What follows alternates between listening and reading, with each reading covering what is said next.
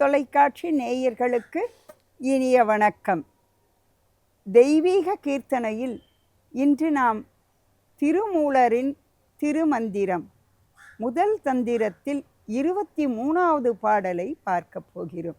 அந்த பாடலில் என்ன இனிமையாக சொல்லியிருக்காரு, அதனுடைய தத்துவம் என்ன, அதன் ரகசியம் என்ன என்பதை பற்றியெல்லாம் இந்த பாடலில் திருமூலர் ரொம்ப அழகாக சொல்லியிருக்காரு. இதோ அந்த வரிகளை நம்ம இப்போ பார்ப்போமா? வல்லவன் வன்னிக்கு இறையிட வானரம் நில்லென நிரூபித்த நீதியுள் ஈசனை இல்லென வேண்டா இறையவர் தம் முதல் அள்ளும் பகலும் அருளுகின்றானே. வல்லவன் வன்னிக்கு இறையிட வானரம் நில்லென நிரூபித்த நீதியுள் ஈசனை நில்லென வேண்டா இறையவர் தம் முதல் அள்ளும் பகலும் அருளுகின்றானே. இந்த பாடல் வரிகள் ஒவ்வொன்றும் எவ்வளோ அருமையாக சொல்லியிருக்காங்க பாருங்க. வல்லவன், அந்த வல்லவன் என்கின்ற வாக்கு எத்தனை முக்கியமானது. இதில் வருகின்ற ஒவ்வொரு சொல்லும் முக்கியமானது. இந்த அக்னியை பற்றி தான் இதில் சொல்ல வர்றார். இந்த என்ன அக்னி? இறைவானரம். வானரம் என்பது வானரா அப்படின்னு சொல்வது உண்டு. வானரம் என்பது யானை என்பது குறிப்பிடப்படுகிறது. இடையிற, அந்த இடையிற என்பது என்ன? அதுக்கும் இங்கே இருக்கிற இந்த செயல்பாடுகள் அக்னின்னு சொல்கிறோமா இல்லையா, அக்னிக்கும் சிவபெருமானுக்கும் என்ன சம்பந்தம் என்பதை தெளிவாக விளக்கி இங்கே நமக்கு சொல்லியிருக்காரு.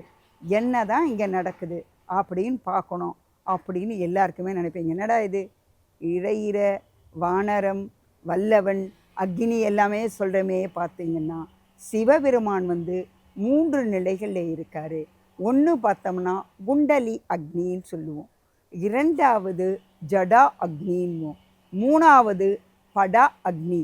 இந்த 3 அக்னிகள் என்னன்னு பார்த்தோம்னா, இந்த உடம்பு இருக்குது இல்லைங்களா, இந்த உடம்புல 7 சக்கரங்கள் இருக்குது. அந்த 7 சக்கரங்கள் தான் ஒவ்வொரு மனிதனையும் இயக்கி கொண்டே இருக்குன்பது நம்ம ஒவ்வொரு தந்திரத்திலையும் நம்ம பார்க்க போகிறோம்.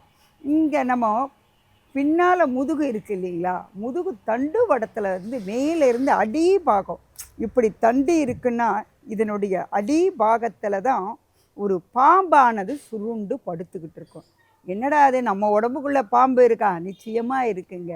அந்த பாம்பை என்ன செய்யணும்னா, நம்ம இந்த தியானம், பக்தி, யோகம் இது மாதிரியெல்லாம் இருக்கிறதுல நான் அதை தட்டி எழுப்பணும். அப்படி நம்ம தட்டி எழுப்பினா அது மூலாதாரமாகி இங்கே நிற்கும். இந்த சக்கரம் ஒவ்வொன்றா வரும். இந்த 7 சக்கரங்களுடைய இயக்கம்தான் ஒரு மனிதனுடைய இயக்கம்.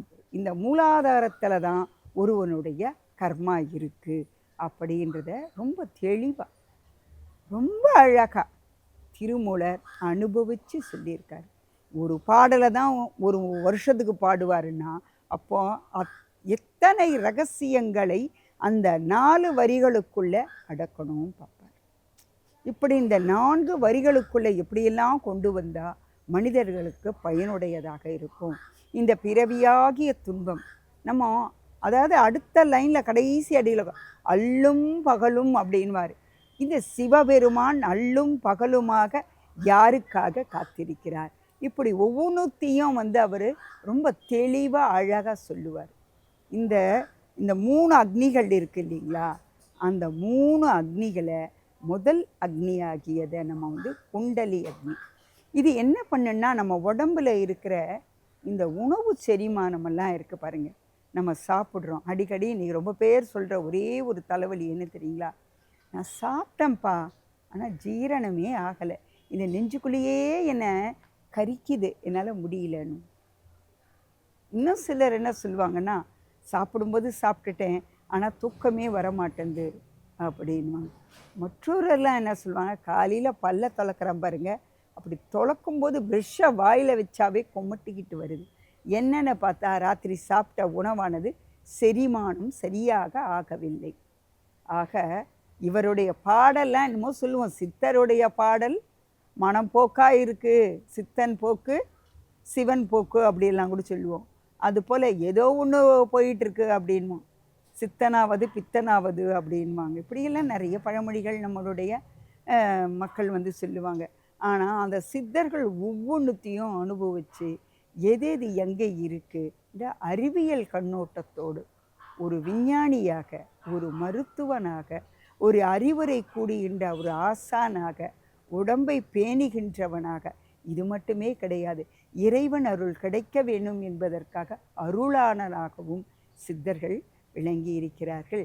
அப்படி பார்க்கும் பொழுது முதல்ல என்ன சொல்லியிருக்கோம், குண்டலி அக்னி, அது வந்து நம்ம வந்து உடம்பு செரிமானத்துக்காக சொன்னோம். அடுத்தது ஜட அக்னி, அது என்னென்னா கடல் இருக்குது பாருங்கள், அந்த கடல் வந்து நடுக்கடலில் தான் பார்த்தீங்கன்னா அந்த அப்படியே வந்து ஒரு அக்னி தீப்பிழம்பு போல் வரும். இப்போ சுனாமி எல்லாம் வந்து இதெல்லாம் என்னங்க, அதெல்லாம் நடுக்கடலில் ஏற்பட்ட மாற்றங்கள்.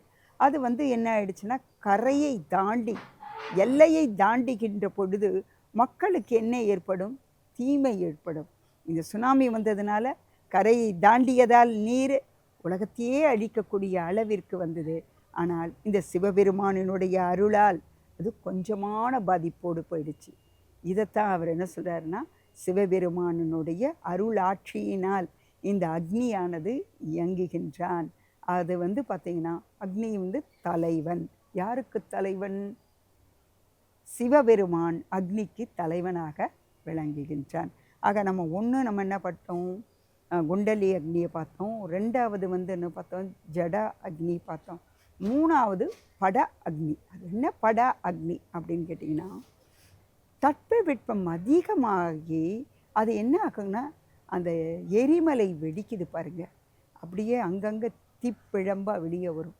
ஆக இந்த பஞ்சபூதங்களினுடைய நிலையில் இருக்கக்கூடியது தான் நம்ம உடம்பே இயங்கிக்கிட்டு இருக்கின்றது அனைவருக்குமே தெரியும்.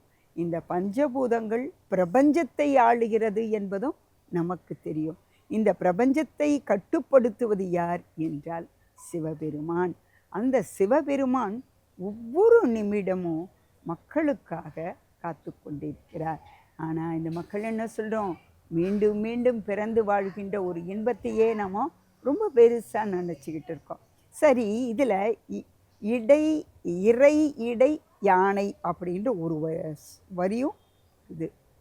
அந்த சொல் வந்து வானரம். வாரணம் என்றால் யானை. அந்த யானை வந்து என்ன அப்படின்னு கேட்டிங்கன்னா, யானை என்றதை கொஞ்சம் நினச்சி பாருங்களேன். அது எவ்வளவு கனமாக இருக்கும், எவ்வளவு பெருசு, அவ்வளோ சீக்கிரமாக அசைச்சிட முடியுமா? முடியாது இல்லையா? அந்த கனமாக இருக்கிற அந்த யானையானது இருப்பது போல அந்த யானையினுடைய தோலையே அவர் எடுத்து தன்னுடைய இடையில கட்டிக்கிட்டாரு பெருமான். யாரு? சிவபெருமான். அப்படி சிவபெருமான் கட்டி கொண்டு இந்த மக்கள் இதிலேயே உழண்டுக்கிட்டு இருக்கார். எது?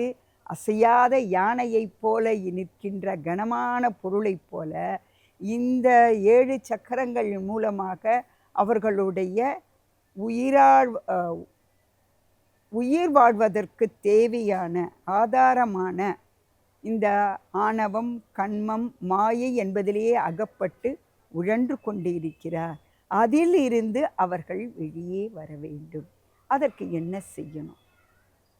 அதுதான் அவர் ரொம்ப அழகாக சொல்கிறார். நீங்கள் இந்த இறைவனினுடைய திருவடியை பற்றுங்கள், சரணாகதி அடையுங்கள். அப்படி அடைந்தீங்கன்னா உங்களுடைய வாழ்வில் அந்த என்ன துன்பத்தில் இருந்து வெளியே வரலாம் என்று இறைவனாகிய சிவபெருமானை வணங்க வேண்டும் என்று திருமூலர் தன்னுடைய பாடல் வரிகளால் முதல் தந்திரத்தில் நிலையாமையை உணர்த்தியிருக்கின்றார். இந்த வாய்ப்புக்கு நன்றி கூறி விடைபெறுகிறேன். வணக்கம்.